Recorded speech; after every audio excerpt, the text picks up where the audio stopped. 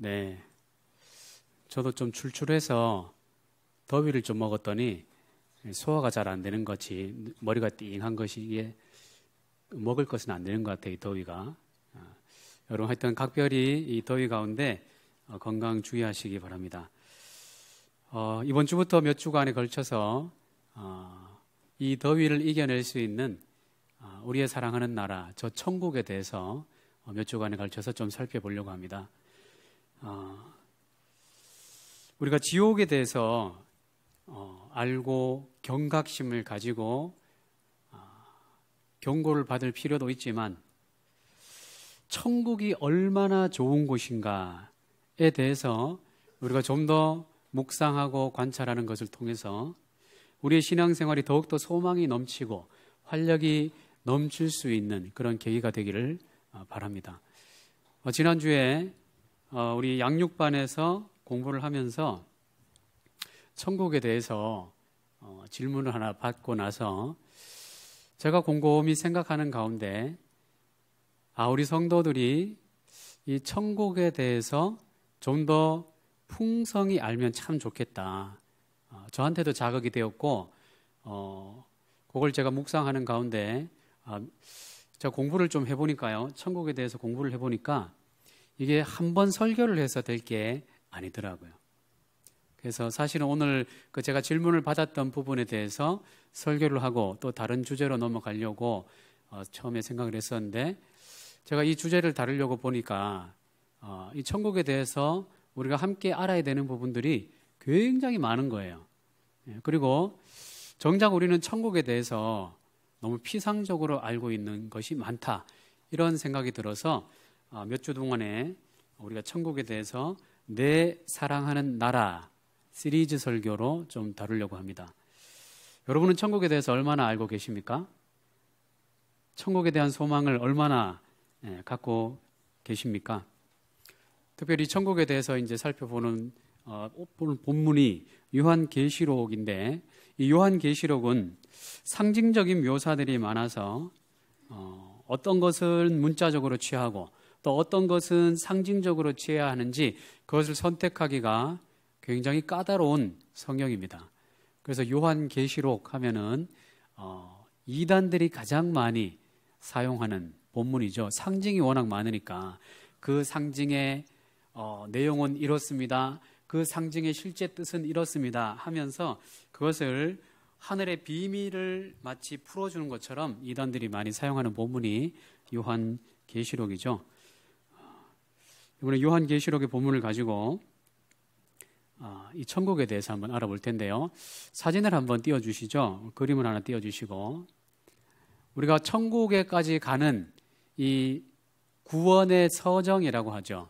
우리가 예수님을 전해 듣고 성화의 삶을 살고 천국에까지 들어가는 이것을 구원의 서정이라고 하는데 이런저런 논란이 되는 것들은 다 빼고요. 간단하게 심플하게 제가 소명이라는 것은 말 그대로 콜링이라는 거예요. 부르심. 누군가가 나에게 다가와서 교회 한번 가봅시다. 예수님 믿고 천국 갑시다. 이렇게 예수님의 이름에 대해서 알려주는 그 상태. 그것이 콜링, 소명이라는 거예요.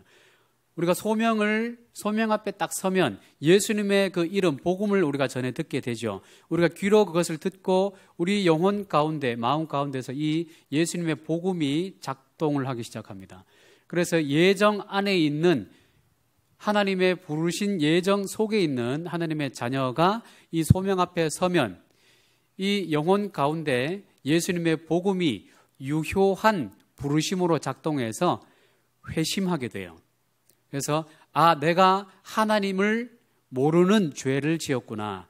우리가 일반적으로 생각하는 도둑질하고 간음하고 강도하고 살인하고 이렇게 일반적으로 생각하는 죄뿐만 아니라 하나님을 인정하지 않는 하나님을 몰랐던 죄를 말하는 거예요. 근본적으로 하나님을 몰랐던 죄를 그 부르심의 순간 예수님의 복음이 내 안에 들어와서 그걸 깨닫게 합니다. 그래서 내가 하나님을 몰랐던 삶, 그 죄된 삶에서 돌이켜서 하나님을 향해서 예배하는 삶으로 살아야 되겠다 하면서 회심하게 되죠. 그래서 이 회심과 동시에 다시 태어나는 중생, 본 어게인, 다시 영적으로 새로 태어나는 거예요. 여러분, 소명과 해심과 중생, 저렇게 세 단계에 걸쳐서 제가 써놨지만 저것이 어떤 경우에는 동시에 일어나기도 하고 어떤 경우에는 또 시간차가 있게 일어나기도 하기 때문에 각자 체감하는 것이 다릅니다만은 신학적으로 성경적으로 이렇게 풀어보면 저렇게 된다는 얘기예요. 예수님의 부르심 앞에 서고 그 부르심이 유효하게 작용이 되면 내가 죄로부터 하나님을 편으로 돌이키는 회심, 그리고 하나님 안에서 새롭게 하나님의 자녀가 되는 새로 태어남, 이때부터 영적으로 새로 태어나게 되는 거예요. 영적으로 새로 태어나면서 이제 영적인 아기가 이제 신앙 성장의 5가지 방편, 뭐가 있나요? 이제 영적인 아기가 건강하게 자라나기 위해서 신앙 성장의 5가지 방편을 통해서 건강하게 자라나게 됩니다. 어떤 것들이 있죠? 5가지 신앙 성장의 방편. 가장 먼저 하나님 앞에 예배를 드리게 우리가 소개를 하죠. 예배를 드려야 하나님의 은혜 속에서 자라나게 됩니다. 그리고 하나님 앞에 기도해야 됩니다. 이제 하나님의 자녀가 되었으니 이제 다른 우상에게 기도하는 것이 아니라 하나님 앞에 기도해야 됩니다. 예수님의 이름으로 기도해야 하는 거예요. 이렇게 기도를 이제 우리가 먹게 돼요. 그 다음에 말씀을 먹어야 됩니다. 이 말씀이 영의 양식이 되어서 새로 태어난 영혼이 이 영의 양식, 영의 모유를 먹고 자라날 수 있도록 합니다. 그래서 매일매일 성경을 읽어야 됩니다. 말씀을 읽게 되죠.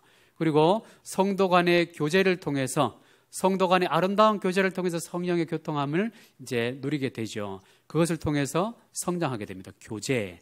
그 다음에 우리가 받은 이 은혜를 나 혼자만 갖고 있는 것이 아니라 옆에 있는 내 가족들, 이웃들에게 전해주는 전도를 통해서 내가 받은 이 은혜, 내가 받은 이 사랑이 얼마나 값진 것인가에 대해서 여러분, 우리가 다른 사람에게 가르쳐보면 내가 전해 듣고 받을 때보다 그것을 가르쳐보면 그게 진짜 내게 되는 거예요. 그래서 교사들이 가장 많은 은혜를 경험하게 되는데 전도를 하면서 복음을 가르쳐보면, 복음을 전해보면 내가 비로소 복음이라는 것이 이런 의미가 있구나 라면서 깨닫게 되면서 그 영이 자라나게 되는 것이죠. 그래서 전도가 그래서 중요합니다. 이 신앙성장의 5가지 방편을 통해서 성화의 과정을 우리가 살게 됩니다. 성화의 과정은 우리가 평생토록 우리가 죽음을 경험하며 이 땅에서 삶이 끝나는 순간까지 성화의 과정을 겪어가게 돼요. 그래서 우리가 신앙생활을 하면서 이 성화, 곧 성장, 거룩하게 변화되는 과정, 성장하는 과정이거든요.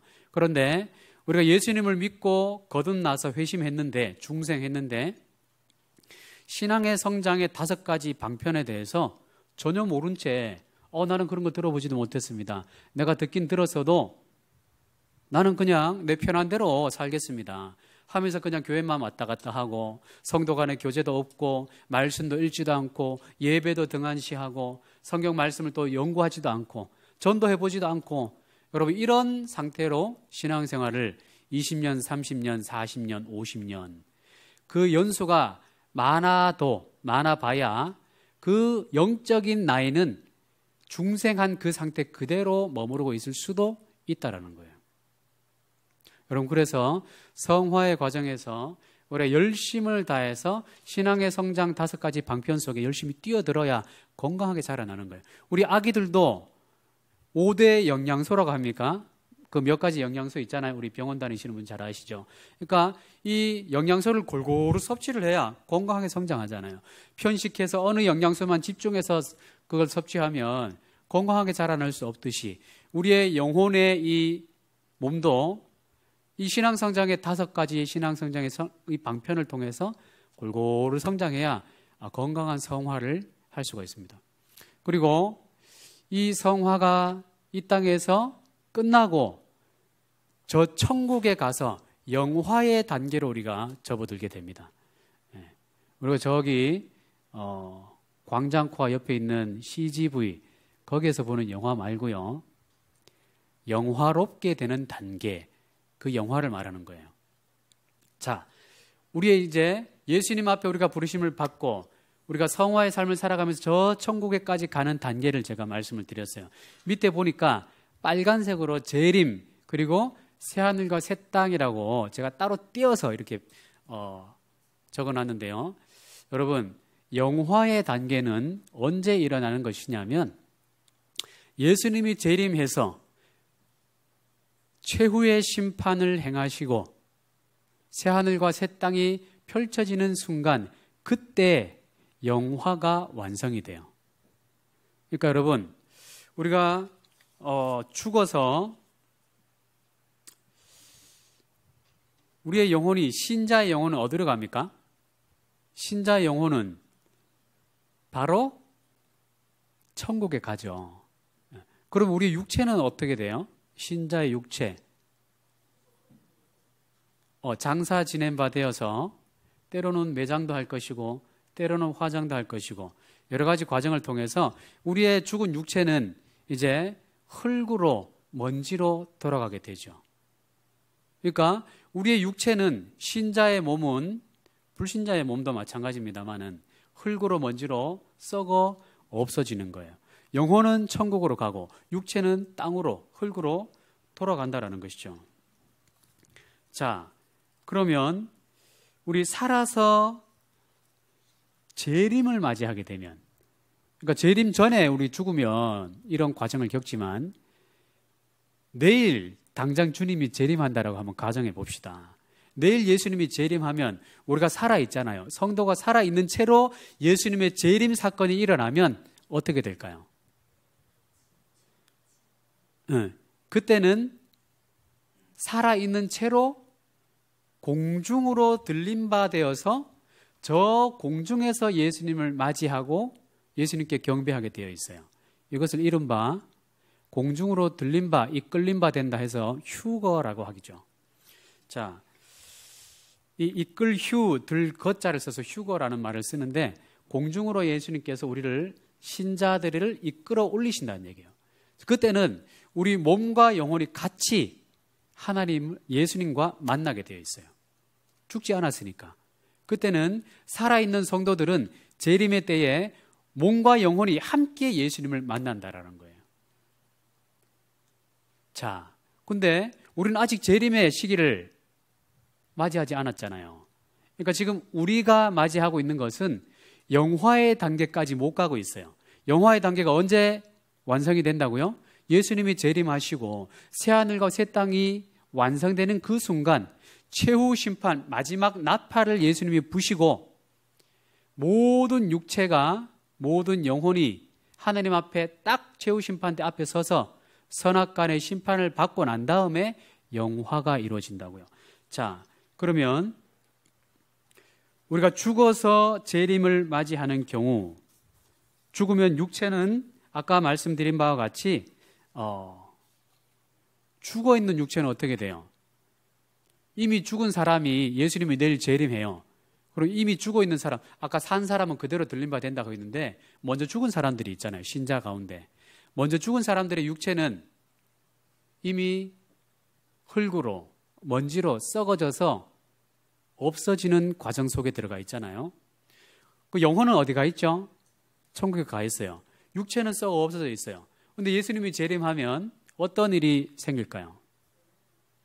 영혼은 다시 예수님 앞에 나오고 썩어져 있는 육체도 하나님의 재창조의 초자연적인 역사로 원래 그 몸 그대로 그 영혼 주인의 육체와 주인의 영혼과 육체가 딱 만나가지고 완전체가 되어서 주님 앞에 선다는 얘기예요. 그러니까 최후의 심판, 그 심판대 앞에 설 때는 영혼만 서는 것이 아니라 영과 육이 합쳐져서 주님 앞에, 심판 앞에 선다라는 얘기예요. 이 영과 육이 합쳐져서 선악관에 이제 심판을 받는데 성도는 어떤 심판을 받게 됩니까? 성도는, 예수님을 믿는 성도는 상급 심판을 받는 거예요.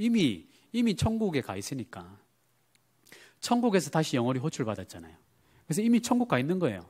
그런데 그때 심판대 앞에서 생명책이 펼쳐지고 그 생명책이 기록된 대로 그 선악간의 모든 것을 이제 심판을 받게 되는데, 판결을 받게 되는데 성도들은요, 물론 그 지은 죄에 대해서도 하나님이 책임을 물으시겠지만 이미 천국 가 있는 영혼이기 때문에 어떤 심판을 하시냐면 상급 심판을 하니 상급.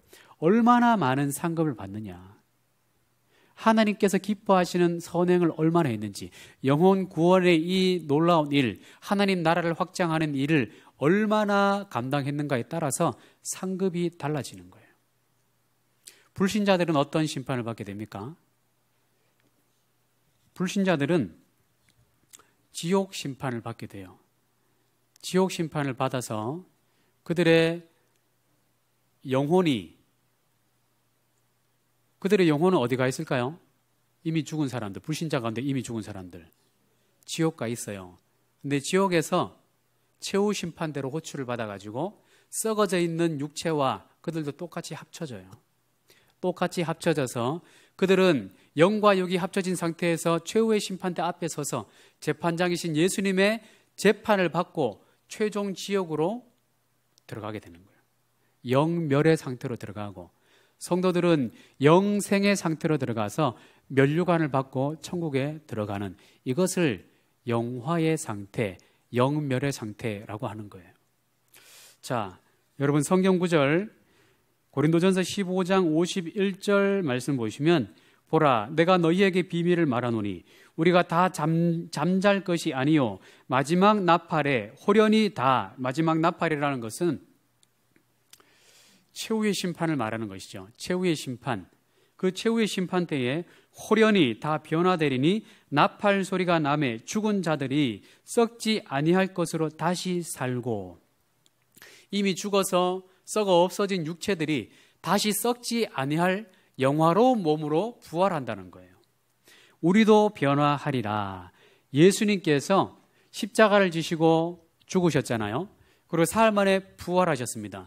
부활하시면서 입었던 몸, 그 영화로운 몸, 그 몸을 우리도 똑같이 부활하는 순간 입게 된다는, 영화로운 순간에 입게 된다는 거예요. 이 몸이 어떤 몸인가? 자, 그걸 이제 살펴보기 전에요. 여러분 잘 모르셨을 텐데요. 성경에는 천국과 비슷한 낙원이라는 단어도 나와요. 그렇죠. 아브라함의 품이라고도 하고 낙원이라고도 표현하고, 또 지옥을 표현할 때 지옥이라고 지칭하기도 하고, 또 뭐라고 하죠? 음부라고도 표현해요.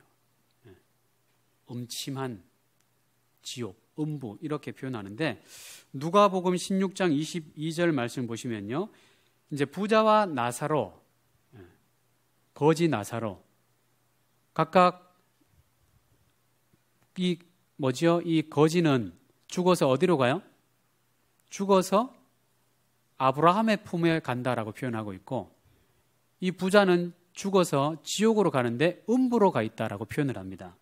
누가복음 16장 22절 말씀 보시면요, 이에 그 거지가 죽어 천사들에게 받들려서 아브라함의 품에 들어가고 부자도 죽어서 장사되매 그가 음부에서 고통 중에 눈을 들어 멀리 아브라함과 그의 품에 있는 나사로를 보고 불러 이르되, 이렇게 천국 가 있는 이 거지에 대해서는, 거지 나사로에 대해서는 아브라함의 품에 가 있다라고 표현을 하고, 지옥 가 있는 이 부자에 대해서는 음부에 가 있다 이렇게 표현을 한단 말이에요. 여러분, 아까 그 도표를 다시 한번 띄워주시고요. 우리가 아까 우리의 몸이, 우리의 영혼이 영화로운 상태까지 가는 이 단계를 제가 말씀드렸는데, 성화 그리고 중간에 예수님의 재림과 새하늘과 새 땅이 임하고 나서 영화가 최종 완성이 되는데, 이 영화는 아직까지 완성된 상태가 아니에요. 시작된 상태도 아니고. 왜 그렇습니까? 주님이 아직 재림 안 하셨으니까. 자, 그러면 지금 주님 안에서 죽은 사람들은 지금 어느 단계에 있어요? 성화의 단계, 성화의 완성 단계에서 천국에 가 있어요. 그런데 이 천국이 아직은 그 영혼과 육체가 완전체로 영화의 단계까지 들어가지 못했잖아요. 그래서 이 단계를 영화의 단계까지 들어가기 전의 단계를 아직 완성된 천국으로 여기진 않아요. 신학적으로, 성경적으로. 근데 여러분 이런 말 처음 들어보셨죠? 맞죠? 이게 조금 미묘할 수 있는데 여러분 이 설교를 듣고 또 뭐 2단이니 3단이니 2단 옆차기를 했다느니 뭐 이렇게 얘기하지 마시고, 여러분 왜 그렇게 가르치냐면 성도들에게 혼란을 주지 않기 위해서 그 단계를 생략하고 가르치지 않는 거예요, 보통은. 그런데 정확하게 가르치려면 성화의 단계와 영화의 단계 중간에 아직 우리가 있는데, 영화의 단계까지 가기 전에 있는 그 중간기의 상태, 거기는 천국이냐 거기는 지옥이냐, 이 상태를 성경은 뭐라고 하냐면 음부와 낙원으로 표현을 한단 말이에요. 자, 음부는 하데스라는 이 원어를 쓰는데요, 죽은 자들의 거처라고 해서 지옥이라는 단어와 달라요. 지옥이라는 단어와 다른 하데스라는 이 말을 쓰면서 죽은 자의 저 영화의 단계까지 가기 전에, 최후의 심판, 예수님이 재림하고 최후 심판하기 전의 단계를 음부라는 단어를 써가지고 죽은 자의 영이 그 음부로 가 있다, 이렇게 얘기를 해요. 그리고 산 사람들의 예수님을 믿고 있는 성도들, 신자의 영혼은 아브라함의 품 혹은 낙원, 이 낙원이라는 것도 파라데이소스, 이런 표현을 쓰고 천국과는 다른 단어를 씁니다. 그러니까 엄밀히 성경이 말하고 있는 엄밀한 것을 구별해 보면 천국과 지옥이라는 쓰고 있는 단어들과 음부와 또 낙원이라는 단어가 엄밀히 달라요. 그러니까 가 있는 상태가 다르다는 얘기예요. 그러면 음부에 가 있으면 아직 지옥 가 있는 게 아닌가요? 낙원에 가 있으면 아직 천국 가 있는 건 아닌가요? 이렇게 헷갈리기 시작해요. 그러니까 이 헷갈리는 것을 그냥 방지하기 위해서 가르치지 않을 뿐이지 성경을 보면 그렇게 말씀하고 있다고요. 자, 김남준 목사님은 이 부분을 어떻게 말씀하냐면 조나단 에드워즈, 존 오웬으로 이렇게 죄와 은혜의 지배라는 책에서 이걸 다루고 있는데, 타고 올라가 보면 김남준 목사님이 이 부분을 어떻게 정리하냐면 음부라는 것은 불신자들의 영혼이 가는 지옥의 현관 로비와 같은 의미다. 아직까지 지옥의 그 안방까지 안 들어갔어요. 왜? 아직까지 그 영과 육이 합쳐져서 최후 심판 대기 상태, 그러니까 뭐랄까요, 그 판결 대기 상태, 기결수라고 하나요? 기결수 방이 따로 있죠. 여러분 감옥에 가면 기결수 방이 따로 있습니다. 판결 전에 방이 따로 있어요. 그러니까 음부라는 것이 그런 의미란 얘기예요. 감옥은 감옥인데 아직까지 최종 판결이 안 났어요. 그런데 그 최종 판결 전에 그 판결이 바뀔 수가 있느냐? 바뀔 여지는 1도 없다. 0이다. 낙원에 가서 그가 다시 이 땅으로 뭐 어떤 음부로 갈 수 있는 여지가 있느냐? 그것도 1도 없다. 0이다. 그러니까 어차피 음부로 가 있으면 지옥이나 진배 없고, 낙원에 가 있으면 천국과 진배 없기 때문에 더 헷갈리는 요소를 가르치지 않는다 뿐이지, 성경은 엄밀히 얘기해서 다른 단어를 써서 우리의 상태를 분명히 알려주고 있어요. 그래서 이 뭡니까, 그 낙원은, 그 파라데이소스라는 이 단어를 쓰는 낙원은 어떤 의미를 가지고 생각하시면 된다고요? 천국의 현관 로비 정도 생각하시면 되고, 그러나 그 음부나 이 낙원에 가서 천국의 이 복락된 상태는 그대로 향유할 수가 있어요. 그리고 지옥의 고통을 그대로 당하게 되어 있어요. 천국 자체니까, 지옥 자체니까. 다만 현관이다, 그 상태일 뿐이지, 나중에 예수님이 재림하시고 새하늘과 새 땅이 완성되는 그 순간, 최후의 심판이 최종 선고, 땅 선고되는 그 순간에 이제 모든 것이 마침표가 딱 찍어지면서 영과 육이 합쳐져서 우리가 천국에서 완전체로 영화의 상태를 살게 되어 있어요. 자, 지옥은 이제 더 언급을 하지 않고, 지옥은 또 나중에 한번 언급을 하게 될 텐데요. 이 영화의 상태에 들어가면, 자, 지난주에 질문이 나왔던 것이 천국 가면 죄를 지을 수 있나요? 라는 질문이 나왔어요. 여러분 어떻게 생각하세요? 천국 가면 죄를 지을 수 있을까요? 자, 하나님께서 우리를 창조하실 때 우리에게 자유의지를 주셨어요. 천국 가면 우리의 자유의지는 없어지는 건가요? 자유의지라는 것은 내가 스스로 내가 선악간의 판단을 할 수 있고 결정할 수 있는 능력을 말하잖아요. 이 왼쪽 혹은 오른쪽을 선택할 수 있는 나의 자유의지가 천국에 가서도 그대로 유효한데 이게 없어지는 게 아니거든요. 유효하단 말이에요. 그러면 천국에서는 내 자유의지로 죄 지을 수 있는 여지가 똑같이 있지 않을까요? 그러니까 그 질문을 할 때는 자유의지라는 것을 염두에 두고 질문을 한 거잖아요. 자유의지가 천국 가도 있는데 어떻게 천국 가면 죄를 안 지을 수 있단 말입니까? 죄 짓지 않을까요? 확실히 없나요? 자, 이 부분에 대해서 우리가 살펴봐야 돼요. 자, 분명히 자유의지만을 생각할 때는 천국에서 어떤 죄된 유혹들이 있을 때 말에 벌써 어폐가 있다고 이제 까등까등 하시죠. 말에 어폐가 있습니다. 천국에서는 죄의 유혹 자체가 없어요. 왜요? 사단이 최후 심판 때 완전히 심판을 받아서 활동하고 있던 이 사단들이면 안 맞지. 그 악령들까지도 완전히 결박당해서 지옥으로 다 던진 바 되는 거예요. 그러니까 지금 이 땅에서는 성화의 과정을 살아가는 단계에서는 악령이 활동을 하잖아요. 그러니까 죄의 근원이 되는, 유혹의 근원이 되는 악령이 활동을 하면서 성도를 이런저런 유혹을 하면서 죄에 빠뜨리죠. 그런데 저 천국에 가면 하나님의 그 심판과 더불어서 이 악령의 활동이 완전히 종식되는, 그야말로 선한 것이 충만한 하나님의 나라의 영광스러운 상태에 임하게 되기 때문에 죄의 유혹이 없다라는 거예요. 자, 그럼에도 불구하고 제가 또 드는 한 가지 질문이 있었어요. 그러면 에덴 동산에서는 어떻게 아담이 죄를 지을 수가 있었을까? 에덴 동산이 완전한 하나님의 작품으로 지어졌잖아요. 거기서도 아담이 하나님과 거닐었잖아요. 하나님과 함께 있었잖아요. 그런데 어떻게 하나님이 계신 곳에서 사단이 유혹을 할 수가 있었고 그 유혹에 넘어갈 수 있었을까? 네? 분리되지 않았기 때문에. 자, 여러분 어떻게 생각하세요?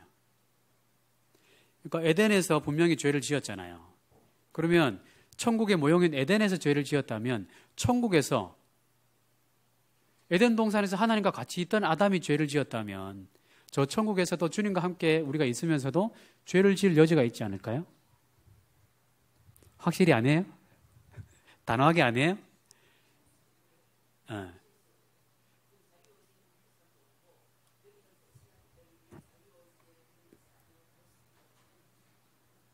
자, 뭔가 우리 권사님하고 이따가 답을 들어보시고 맞습니다.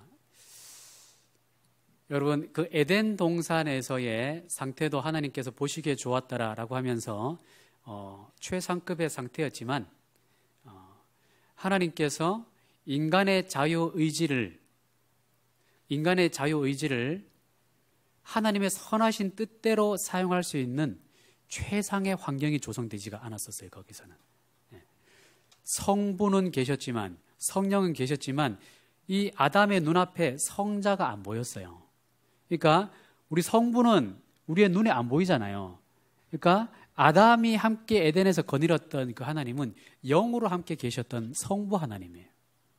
그러니까 이 아담의 눈에 하나님이 안 보이는 상태로 그냥 영혼이 때묻지 않은 상태니까 그 영을 아주 친밀하게 느끼는 그 상태로 있다가 눈에 보이는 사단이 뱀 속에 들어가서 유혹을 하니까 혹해서 자유의지를 이쪽으로 한번 해볼까 하고 선택을 했던 거죠. 그러나 영화의 상태로 들어가면 그 영화의 상태에 있게 되는 그 천국은요, 삼위일체 하나님이 충만한 영광의 상태로 계시는 것이에요. 왜 그게 가능합니까? 예수님이 초림 때에 성육신을 하셔서 우리의 육신을 입고 오셨잖아요. 그 예수님이 지금 그 우리의 처소를 거할 처소를 이제 준비하시면서 거기 계시거든요. 그러니까 우리가 가서 우리가 보게 될 하나님은 누구예요? 성자 예수 그리스도. 우리는 눈으로 보게 되어 있어요. 아담은 눈으로 못 봤어요. 영안으로 봤지, 하나님을. 성부 하나님을 영안으로 봤지. 그러니까 여러분, 이런 예를 들으면 좀 이해가 빠르실 것 같아요. 우리의 몸을 입고 초림했던 예수님께서 40일 동안 광야에서 금식하시면서 계셨죠. 그때 사단이, 에덴 동산에서 아담을 유혹했던 사단이 그 얼굴 그대로 민낯으로 예수님 앞에 딱 나와요. 그러면서 3번 유혹을 하잖아요. 저 무성에 올라가서 내게 절해라, 다 줄게. 그러니까 나한테 우상 숭배를 해라는 것이죠. 그리고 돌이 떡이 되도록 해라. 네 40일 동안 굶었잖아. 많이 배고프지. 너는 능력이 있으니까 돌이 떡이 되도록 해서 그거 먹어라. 시험하는 거예요. 자, 이럴 때 예수님이 이 사단의 유혹을 어떻게 이겨냈습니까? 주님의 말씀으로 그 유혹을 이겨내요. 아담은 주님의 말씀이 동일하게 주어졌지만 그 말씀을 1.1핵 이리 꼬고 저리 꼬면서 시험에 빠져들어가요. 그런데 예수님은 말씀을 100% 그대로 인용하면서 말씀대로 말씀을 무기 삼아서 이겨내요. 이게 첫 번째, 말씀의 권능, 1.1핵 가감이 없는 말씀의 권능. 두 번째는 예수님이 공생애를 감당하면서 어떤 말씀을 하십니까? 나는 내 자의대로 하는 것이 하나도 없고 나를 보내신 성부 하나님의 명령에 따라서 그걸 그대로 순종한다. 나는 너희들이 먹는 양식이 따로 있지 나는 내 양식이 따로 있어. 그게 어떤 양식인가요? 하나님과 친밀한 교제를 나누는, 성부 하나님과 친밀한 교제를 나누는 그 양식. 그러니까 예수님은 완전하신 하나님이신 동시에 완전하신 사람이었기 때문에 아담과 똑같이 그 유혹 앞에서 사단의 시험에 굴복할 수 있는 여지가 있었어요. 그런데 예수님이 그 여지를 완전히 박살낼 수 있었던 이유, 말씀을 100% 그대로, 진리를 그대로 선포했고, 두 번째는 성부 하나님과 친밀한, 아주 그 어떤 여지도 없이 하나님과 친밀한 하나됨을 누리고 있었다는 얘기예요. 여러분, 천국에 가면, 영어로운 상태로 가면 우리가 똑같이 이걸 누리게 되어 있습니다. 그러니까 죄가 틈타 들어올 수 있는, 물론 그때는 사단이 없지만 여러분 또 한 가지 질문이 생기는데요. 천상의 존재들은 어떻게 타락했을까요? 천상의 존재, 그때는 사단이 없었어요. 원래 하나님의 가장 가까이에서 예배를 수종드는 예배 천사가 타락해서 마귀가 되었잖아요. 그러면 그는 어떻게 타락을 했냐 말이에요. 마귀가 유혹해서, 마귀가 없었는데. 그러니까 어떤 자신의 생각이 하나님의 생각과 맞닿지 않고 다른 생각으로 격가지로 나갔을 때 죄를 지을 수밖에 없었잖아요. 그러니까 우리도 똑같이 천국에 가서도 하나님의 그 충만한 임재 안에서 우리의 생각이 하나님과 맞닥뜨려지지 않으면 죄를 지을 수 있는 여지가 생겨버리는 거예요. 그런데 영화의 상태는 이런 여지조차 완벽하게 없앤 상태가 된다는 얘기예요. 하나님께서 새하늘과 새 땅에서는 그런 상태를 만들어 주신다는 거예요. 죄와 가난과 우리 육체의 연약함과 우리의 굽은 어떤 성품들, 모난 성품들 때문에 우리가 속박당하는 이 수많은 것들, 특별히 우리를 속박하는 것들은 죄의 속박 아니겠습니까? 이 죄의 속박으로부터 하나님께서 어떤 조치를 취하시냐면, 우리를 짓누르고 있는 이 죄의 속박이 워낙 강한 걸 우리 하나님이 아시니까 이 여지가 완전히 사라지도록 첫 번째, 사단을 완전히 최후 심판으로 없애버리시고, 두 번째, 자유의지가 있음에도 불구하고 이 자유의지로 하나님께서 기뻐하시는 육체의 소욕이 작용하지 못하도록, 물론 우리 안에는 육체가 있기 때문에 육체의 소욕은 건재합니다. 이 상태로 천국에 가요. 그러나 영화로운 몸이 되면 하나님의 것을 최상급으로 누릴 수 있는 상태가 된단 말이에요. 하나님의 진리를 가장 기뻐하는 상태가 된단 말이에요. 다른 것을 기뻐하는 상태가 아니라, 다른 것을 기뻐하는 상태, 여지가 아니라 그런 것을 혐오하게 되어 있어요. 그런 것을 혐오하면서 하나님의 것을 최상으로 기뻐하며 향유하며 누릴 수 있는 상태로 된다는 말이에요. 성부 하나님과 성자 예수 그리스도가 눈앞에서 보이며 성령 하나님께서, 삼위일체 하나님께서 그 천국 가운데 충만하게 각 사람 가운데 이렇게 삼위일체 하나님의 놀라운 임재로 임해가지고 우리의 심령이 그 하나님을 알아가기에 바쁠 정도로 그런 삶을 살아가게 된단 말이에요. 영화의 상태 상상해 가십니까? 우리의 지금 머릿속에는요, 에이 설마 이런 생각의 여지가 있잖아요. 죄를 지을 수 있는 의심의 여지가 있잖아요. 천국에 가면 이런 마음, 머릿속에 이런 생각을 하던 이 여지들이 짜그라들고 뭐만 자꾸 커지냐면, 하나님은 어떤 분인가, 하나님이 우리에게 하신 일이 얼마나 광대하신 일인가, 성령 하나님은 또 어떤가, 예수 그리스도는 또 얼마나 아름다운 분인가, 이런 것을 우리가 묵상하고 알아가기에 바쁜 상태로 포화 상태가 된단 말이에요. 그 천국이 얼마나 아름다운 상태입니까? 그래서 그곳에는 더 이상 우리 죄에 대한 속박이 없는 상태, 우리가 죄에 대한 속박의 상태가 되면 우리의 영혼의 상태가 어떤 상태가 됩니까? 수치심을 가지게 되고, 우리가 때로는 우리의 마음 속에 내가 하나님을 참되게 예배하고 싶습니다, 정말 참된 신자의 삶을 살고 싶습니다 라는 이 마음이 있는 반면에, 또 한편으로는 어떤 마음이 있어요? 육신의 소욕이 있어가지고 그 육신의 소욕을 따라가면서 때로 하나님을 기뻐하지 않는 죄의 자리에 우리가 가 있을 때가 있잖아요. 그러면 우리의 마음의 소망이 꺾이고 죄책감이 살아나면서 오호라 공고한 나여 죽게 되었도다, 화로다 공고한 나여 죽게 되었도다, 이렇게 우리의 마음 속에서 죄책감과 이 사망의 권세 때문에 마음의 굴레가 계속해서 있단 말이에요.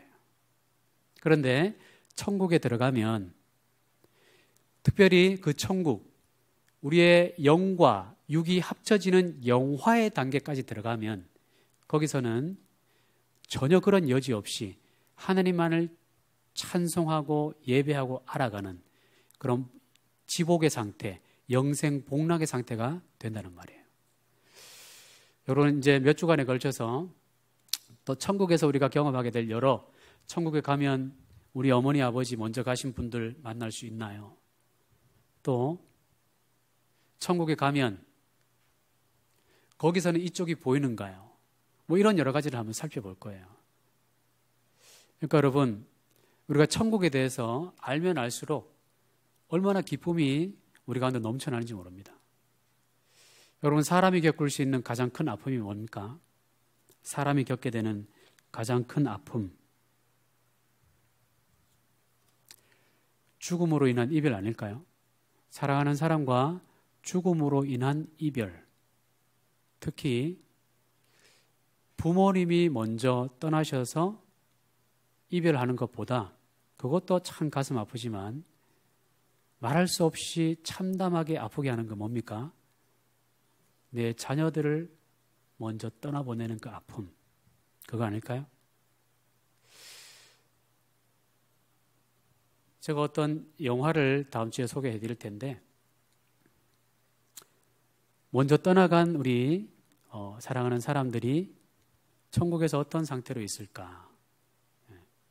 그들이 예수를 믿지 않은 상태면 어디에 가 있을까? 지옥 가 있겠죠.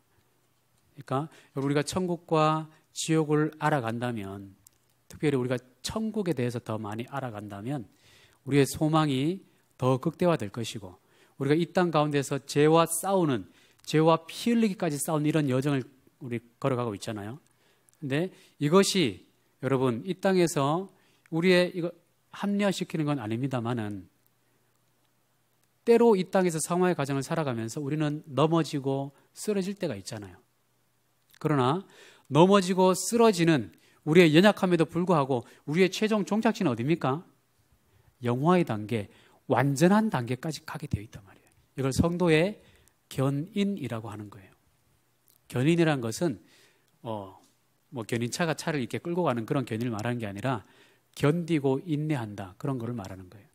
성도를 끝까지 이런 어두움 속에서도, 이런 죄의 속박 속에서도 때로 넘어지고 때로 쓰러진다 할지라도 거기서 낭망하지 않고 저 천국의 영원한 상태를 소망하며 끝까지 인내한 가운데 승리하며 나갈 수 있도록 해주는 그 하나님의 은혜, 성도의 견인이라고 하죠.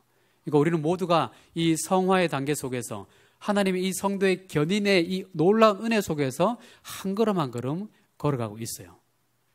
여러분, 비록 우리가 지금 완전한 상태가 아니라서 죄의 유혹을 받고 넘어질 때가 있지만 여러분 기억하시기 바랍니다. 이것은 하나님께서 원하시는 상태가 아니에요. 이 땅에서도 예수님께서 보여주신 바 진리의 말씀으로 마귀를 이길 수가 있고 하나님과 삼위일체 하나님과 충만한 하나됨의 그 은혜가 있으면 마귀의 계계를 깨트려 버릴 수가 있는 거예요. 이 땅에서 승리를 맛볼 수가 있습니다. 백전백승을 할 수 없다 할지라도 그 승률을 날마다 올려갈 수 있는 능력을 우리에게 주셨단 말이에요. 그러므로 우리는 죄된 연약한 존재입니다 라고 타협하면서 죄 짓는데 우리가 연약한 모습으로 연약한 척하면서 죄를 지으면 안 된다는 얘기예요. 더욱더 깨어 경성하면서 내가 죄를 지었으면 지금 왜 지은 거예요? 진리에 사로잡혀 있지 않기 때문에. 죄를 지었다면, 넘어졌다면 왜 넘어간 거예요? 하나님과 충만한 교제를 못 누리고 있기 때문에, 하나님의 영광의 임재 가운데 내가 충만하게 들어가지 못했기 때문에 죄를 짓게 되어 있는 거예요. 여러분, 우리가 이 땅 살아가면서도 말씀으로 충만하고 기도로 충만하고 찬양으로 충만하고 성도 간의 교제 가운데 충만하고 예배로 충만해져 있으면 유혹이 와도 우리가 너끈히 이겨낼 줄 믿습니다. 여러분 가운데 천국을 소망하시면서 이미 천국 가기 전에도 하나님께서 성도의 견인이라는 은혜를 주시면서 죄를 이길 수 있는 능력을 우리에게 주셨는데 이 능력을 여러분 100분 사용하시면서 승리하시는 아름다운 성도님들이 다 되시기를 주님의 이름으로 축복합니다. 여러분, 이렇게 승률을 높여갈 때 죄에 대한 수치, 죄에 대한 이 패배감은 자꾸만 줄여나가고 그렇게 해서 우리가 최후 심판대 앞에 서야 되지 않겠습니까? 성경은 말씀합니다. 최후 심판대 앞에 설 때 각자의 생명책이 펼쳐지게 되어 있다고. 그때 선악간에 하나님께서 그것을 판단하실 거예요. 두렵고 떨리죠. 두렵고 떨립니다. 여러분, 지금 이 순간부터라도 우리의 삶의 일거수일투족이 기록되는 그 생명책에 하나님께서 기뻐하실 만한 그런 아름다운 것들로 채워나가시는 여러분의 복된 삶이 되시길 주의 이름으로 축복합니다. 이 시간 함께 기도할까요? 여러분, 하나님께서 우리에게 이 땅 가운데서도 연약하지 힘과 능력을 이미 주셨다라는 것을 기억하시고 죄 가운데 싸워서 이길 수 있는 여러분들 되시고 생명책에